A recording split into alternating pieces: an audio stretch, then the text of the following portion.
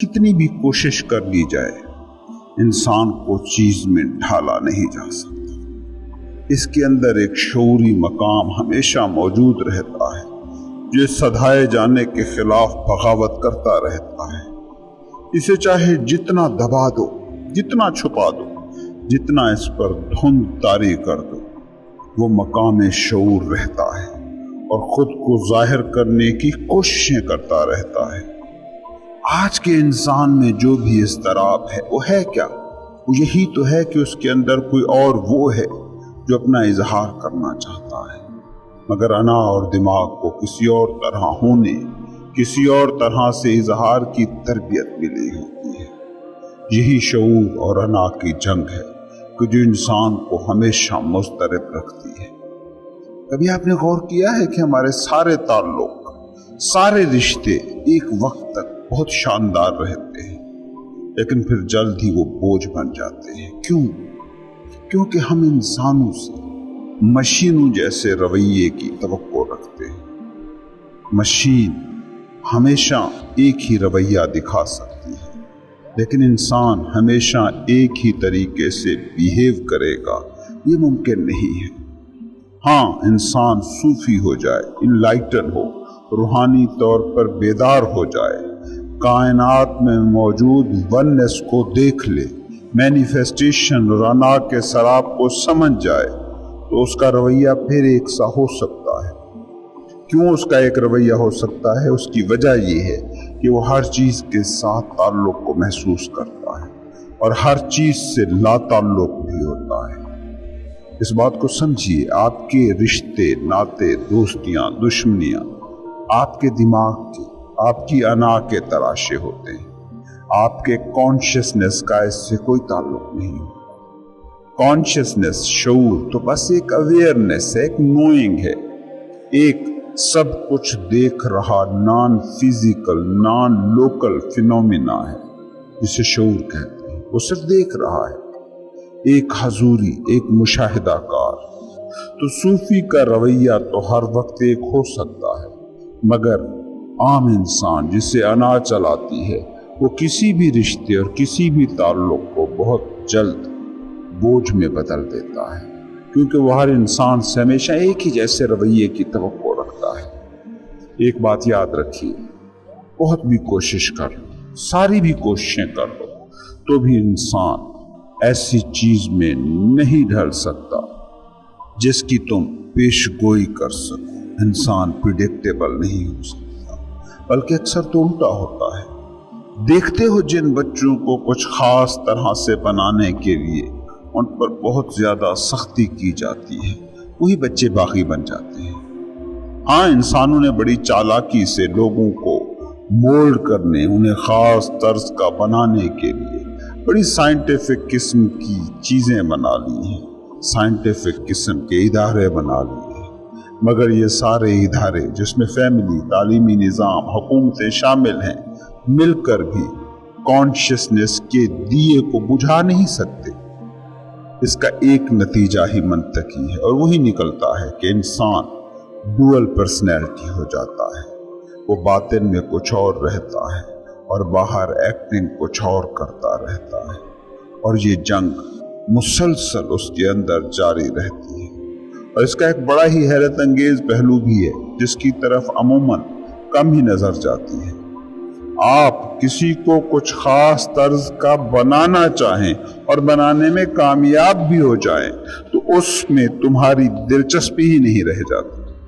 کتنی حیرت کی بات ہے کہ جس بچے کو ڈرا دھمکا کر تم مکمل مطیع، فرما بردار بنانے کی کوشش کرتے رہے تھے، وہ کامل مطیع اور فرما بردار بن جائے تو اس بچے میں ماں باپ کی دلچسپی ہی سب سے کم ہو جاتی ہے۔ جو بیوی تمہاری خواہش کے پیمانے پر پوری اتر جائے، اسی سے تمہارے تعلق میں سرد مہری شروع ہو جاتی ہے، اور جس کو تم مشین نہیں بنا پاتے، جس رشتے کو تم روبوٹ میں نہیں ڈھال پاتے، اسی میں تمہارا انٹرسٹ باقی رہتا ہے۔ شاید تمہارے اندر موجود مقام شعور کو وہ انسان اچھا نہیں لگ پاتا کہ جو اپنے کانشیسنس کو مکمل طور پر دبا دے۔ یہ آج کے انسان کا، بلکہ ہر دور کے انسان کا المیہ ہے وہ انسان سے ویسی توجہ، ویسا پیار، ویسی تابعداری مانگتا ہے جو صرف چیزوں سے مل سکتی ہے۔ ایک گاڑی چیز ہے، وہ ویسے ہی تمہاری تابعدار، وفادار ہے جیسے پہلے دن تھی، مگر انسان کبھی بھی کسی چیز سے پیار، توجہ اور تابعداری چاہتا ہی نہیں، کیونکہ چیز کا، مشین کا پیار، توجہ، تابعداری اس کا کوئی مطلب ہی نہیں ہے۔ یہی ناممکن کی خواہش ہے جو تم میں ہمیشہ موجود رہتی ہے کہ زندہ انسان سے ویسا ہی پیار، ویسی تابعداری مل جائے جو مردہ مشین یا گھر کی کوئی چیز دیتی ہے۔ لیکن چیز وہ پیار، وہ توجہ، وہ تابعداری دے دیتی ہے، مگر اس سے نہ تو پیار ہوتا ہے، نہ اس کے پیار کی قدر ہوتی ہے۔ اب کیا یہ عجیب بات نہیں کہ تم انسان کو مشین میں ڈھالنا چاہتے ہو تاکہ اسے پیار کر سکو، اور مشین جب وہ بن جائے گا تو اس سے تم پیار نہ کر سکو گے۔ یہی کچھ گھروں میں ہو رہا ہے، بچوں کی خیر خواہی میں، بیگم کے بھلے کے لیے، ملازمین کی اپنی بہتری اور ترقی کے لیے، شوہر کی خوشی کے لیے۔ بیویاں، شوہر، والدین، باس دوسرے کو مشین میں ڈھالنے، چیز میں بدلنے کی کوشش کرتے رہتے ہیں، اور جس میں اگر ناکام ہو جائیں تو دکھی ہوتے ہیں، اور کامیاب ہو جائیں تو لا تعلق ہو جاتے ہیں، اس کے پیار اور توجہ اور تابعداری سے ہی اکتا جاتے ہیں۔ باس کی نظر میں سب سے پہلے وہی ملازم لا شے ہو جاتا ہے جو مکمل طور پر اس کے مطابق ڈھل جائے۔ بچوں میں وہی بچہ بے توجہی کا شکار ہو جاتا ہے جو مکمل طور پر والدین کا فرما بردار ہو جائے۔ شوہر کے لیے وہی بیوی نان انٹرسٹنگ، غیر دلچسپ ہو جاتی ہے جو مکمل طور پر اس کنڈیشننگ کو ابزارب کر لے جو شوہر کرے، اور بیویوں کے لیے وہی شوہر فضول قرار پاتے ہیں جو یس بیگم کرنے لگ پڑے۔ یاد رکھو، انسان انسان رہے گا تو اس سے پیار ممکن ہے۔ انسان جس دن مشین بن جائے، چیز بن جائے، اس سے پیار ہونا ناممکن ہو جاتا ہے۔ غور سے دیکھنا خود کو اور ارد گرد کو۔ ہر انسان اپنے تعلق کے دائرے میں موجود ہر دوسرے انسان کو چیز بنانے میں لگا ہے، اور اسی کوشش کا نام دکھ ہے۔ ہر صورت میں دکھ، اگر چیز بنا لیا تو دکھ، اگر چیز نہ بنا پایا تو دکھ، فرسٹریشن۔ انسان کی زندگی کا ڈھنگ ہے فرسٹریشن، انسان کے ہونے کا طریقہ ہے دکھ، اور اس کی وجہ ہے انا ایسے ہی خود کو زندہ رکھتی ہے۔ ایک بچہ باغی ہے، انا کہتی ہے اس کو مطیع بنانا تمہاری ذمہ داری ہے، اس کو سوشل بنانا تمہارا کام ہے، اور اگر وہ بچہ سدھایا نہ جا سکے تو دکھ، اور سدھ جائے تو پھر بھی دکھ، کیونکہ پھر اس سے لا تعلق ہی پیدا ہو جاتی ہے۔ تم جس کو گھر کہتے ہو، سماج کہتے ہو، اس کو غور سے دیکھنا، انسانوں کے درمیان موجود نامیاتی تعلق کی جگہ کم ہے، اور ایک دوسرے کو چیزیں بنانے کی کوشش کا نام زیادہ۔ گھر بچے کو ایک طرح سے بنانا چاہتا ہے، وہی بچے بڑے ہو کر والدین کو ایک طرح سے بنانا چاہتے ہیں۔ یہ آخر کھیل کیا ہے؟ اس سارے کھیل کی بنیاد میں، گہرائی میں اگر جھانکو تو ایک ہی چیز ملے گی، نیمنگ، نام دینے کا عمل۔ یاد رکھو، جب تم کسی کو نام دے دیتے ہو پھر وہ مسٹری نہیں رہتا، پھر وہ زندہ شخصیت کم اور چیز زیادہ رہ جاتا ہے۔ اصل میں نام دینا ہمارے اندر موجود اس کیوریس نیچر کو مار دیتا ہے جو مسٹری کو پسند کرتی ہے، اور یہی فرق ہے مذہب اور سائنس کا۔ سائنس کسی پارٹیکل کی کھوج میں ہوتی ہے تب تک اسے انٹرسٹ رہتا ہے، لیکن جو ہی وہ پارٹیکل کھوج لیا جاتا ہے، اسے نام دے لیتی ہے، تو سائنس کی اس میں کیوریاسٹی، تجسس مٹ جاتا ہے۔ اس لیے سائنس کی بات غور سے سنو تو وہ یہ کہہ رہی ہے کہ مسٹری ہے ہی نہیں، بس دو چیزیں ہیں، ایک جو جان لی گئی ہیں اور دوسری جسے ہم جلد جان لیں گے۔ وہ مسٹری کے اسرار کے پہلو کو تسلیم کرنے پر تیار ہی نہیں، اس لیے شاید سائنس کو خشک مضمون کہا جاتا ہے۔ دوسری طرف ہے مذہب جو مسٹری کو مانتا ہے، اسی لیے تو لوگ ہزاروں سالوں سے مذہب سے جڑے ہیں۔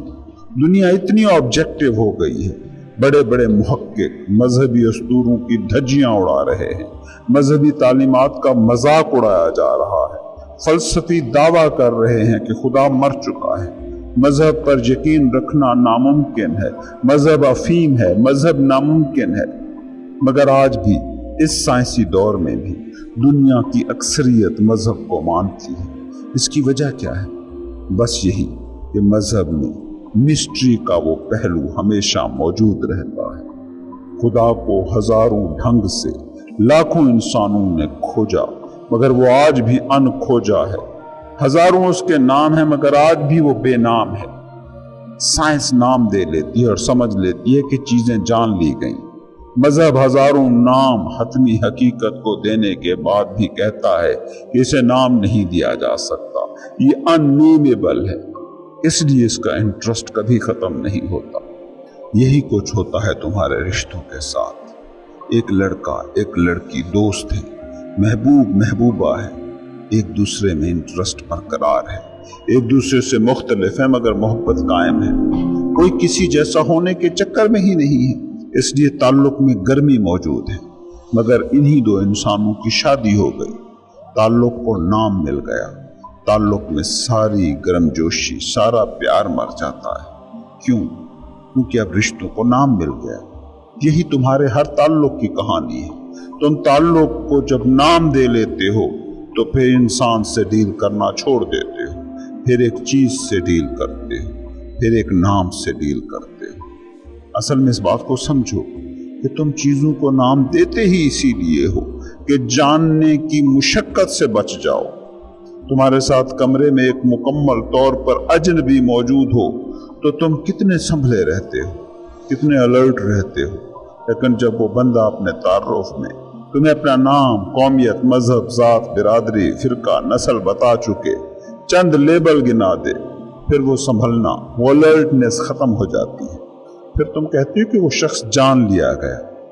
एक इंसान जो इम्कानात के एक नामुख्ततम सिलसिले का नाम है, वो बस इन्हीं चंद लेबल से जाना जा सकता है। कभी पूछो खुद से सवाल कि जिन लोगों को तुम जानते हो, क्या वाकई तुम उन्हें जानते हो?